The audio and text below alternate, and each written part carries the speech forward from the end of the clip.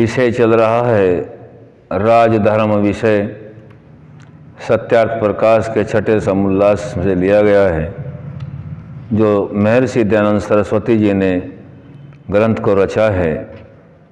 आज 5वां मंत्र से आरंभ हुआ, 5वां श्लोक से जो मनुस्मृति से लिए गए हैं। राजधर्म में राजा, सेना और प्रजा के विषय में प्रसंग चल रहा है।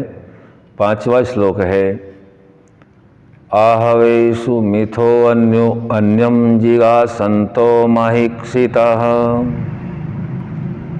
युध्यमाना परम सकत्या स्वर्गम यान्यपत्रांगमुखः। जो संग्रामों में एक दूसरे को हनन करने की इच्छा करते हुए राजा लोग जितना अपना सामर्थ्य हो बिना डर व पीठ दिखा के युद्ध करते हैं, वे सुख को प्राप्त होते हैं। इससे विमुख कभी न हो, किंतु कभी कभी शत्रु को जीतने के लिए उनके सामने से छिप जाना उचित है, क्योंकि जिस प्रकार से शत्रु को जीत सके वैसा काम करे। जैसा सिंह क्रोध में सामने आकर शस्त्राग्नि में शीघ्र भस्म हो जाता है, वैसे मूर्खता से नष्ट भ्रष्ट न हो जावे। 6वां श्लोक है,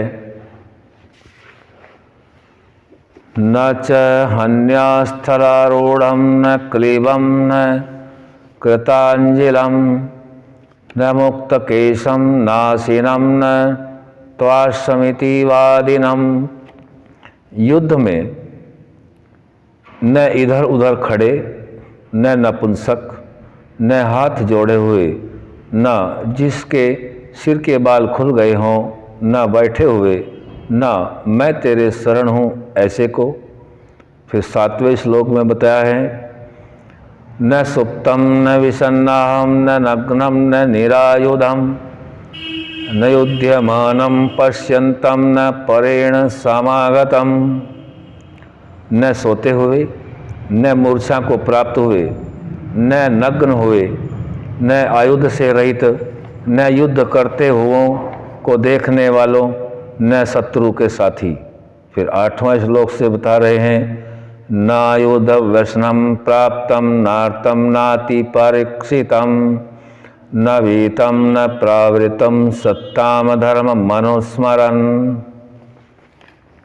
इसमें समझा रहे हैं, न आयुध के प्रहार से पीड़ा को प्राप्त हुए, न अत्यंत घायल, न डरे हुए और न पलायन करते हुए पुरुषों को सतपुरुषों के धर्म का स्मरण करते हुए योद्धा लोग कभी मारे, किंतु उनको पकड़ के जो अच्छे हों बंदी गृह में रख दें, और जो भोजन आच्छादन यथावत देवें, और जो घायल हुए हों उनकी औषध आदि विधि पूर्वक करे, न उनको चिढ़ावे न दुख देवे, जो उनके योग्य काम हो करावें।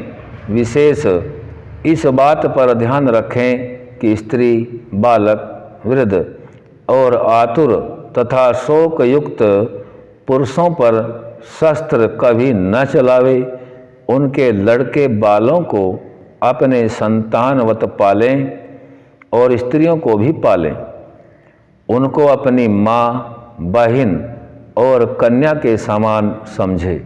कभी विषयासक्ति की दृष्टि से भी न देखे। जब राज्य अच्छे प्रकार जम जाए और जिनमें पुनः पुनः युद्ध करने की शंका न हो, उनको सत्कार पूर्वक छोड़कर अपने अपने घर व देश को भेज दें, और जिनसे भविष्य काल में विघ्न होना संभव हो उनको सदा कारागार में रखें। ये 8वें श्लोक का अर्थ है। 9वां श्लोक है, भ्रतृदं दुष्कृतं किंचित सर्वं प्रतिपद्यते यस्तु वीते प्रवृते संग्रामे हन्यते परै। भ्रतृयुध दुष्कृतं किंचित सर्वं प्रतिपद्यते। जो पलायन और भागे और डरा हुआ भृत्य शत्रुओं से मारा जाए, वह उस स्वामी के अपराध को प्राप्त होकर दंडनीय होवे। 10वां श्लोक है, यच्चास्य सुकृतम किंचिद मूत्रार्थमुपार्जितम भर्ता तत्सर्वाद्यति प्रावृतहस्तस्य तु। इसका अर्थ है, जो उसकी प्रतिष्ठा है, जिससे इस लोक और परलोक में सुख होने वाला था, उसको उसका स्वामी ले लेता है। जो भागा हुआ मारा जाए, उसको सुख प्राप्त नहीं होता, उसका पुण्य फल सब नष्ट हो जाता है, और प्रतिष्ठा को वह प्राप्त हो जिसने धर्म से यथावत युद्ध किया हो। 11वां श्लोक है, रथाश्वम हस्तिनम छत्रम धनम धान्यम पशु स्त्रियः सर्वद्रव्याणि कुप्यम चयो यज्यति तस्य तत्। इस व्यवस्था को कभी न तोड़े। जो लड़ाई में जिस भृत्यवाध्यक्ष ने रथ, घोड़े, हाथी, छत्र, धन, धान्य, गाय आदि पशु और स्त्रियां तथा अन्य प्रकार के सब द्रव्य और घी, तेल आदि के कुप्पे जीते हों, वही उसका ग्रहण करे। 11वां है, आगे का 12वां श्लोक इस प्रकार से है, राज्याश्च ददो रुद्रारमित्येषा वैदिकी श्रुति राज्या च सर्वयोधेभ्यो दातव्यम पृथग्जितम।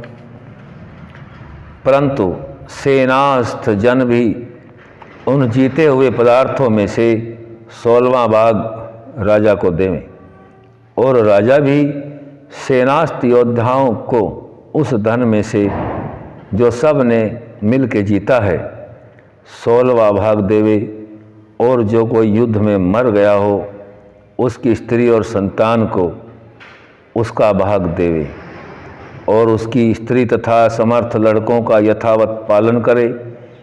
जब उसके लड़के समर्थ हो जाएं, तब उनको यथा योग्य अधिकार देवे। जो कोई अपने राज्य की रक्षा, वृद्धि, प्रतिष्ठा, विजय और आनंद वृद्धि की इच्छा रखता हो, वह इस मर्यादा का उल्लंघन कभी न करे। आज यहीं तक।